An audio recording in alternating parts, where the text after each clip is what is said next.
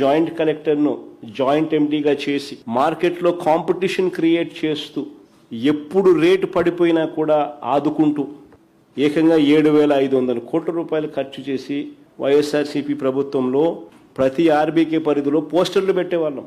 ఇదిగో ఈ పంటకు ఇది గిట్టుబాటు ధర అని, ఈ రేటు కన్నా తక్కువగా ఎక్కడైనా వస్తే వెంటనే ప్రభుత్వం జోక్యం చేసుకుంటుంది అని చెప్పి రైతులకు భరోసా ఇచ్చేవాళ్ళం. దళారీల వెన్నులో వణుకు పుట్టించేవాళ్ళం. అంతకన్నా తక్కువ రేటుకు తీసుకునేదానికి ఎవడైనా సాహసిస్తే వెంటనే రియాక్ట్ అయ్యేవాళ్ళం. 7,500 కోట్ల రూపాయలు ఖర్చు చేసి రైతులను ఆడుకుంటే ఈ చంద్రబాబు నాయుడు గారి ప్రభుత్వంలో ధరల స్థిరీకరణ నిధి కోసం కేవలం 300 కోట్ల రూపాయలు కేటాయింపులు చేశారు. ఫీజు రీఎంబర్స్మెంట్, పిల్లల పరీక్షలు స్టార్ట్ అయినాయి, విద్యా దీవెన బకాయిలు, వసతి దీవెన బకాయిలు ఎప్పుడు ఇస్తారని చెప్పి ముఖ్యమంత్రి గారిని గట్టిగా నిలదీస్తూ అడిగాం. అంటే ఈ 3,900 కోట్లు ఈ సంవత్సరం కావాల్సింది, ఈ 2 ఏళ్లకు ఇప్పటిదాకా ఇవ్వాల్సిన బకాయిలు 6,428 కోట్లు.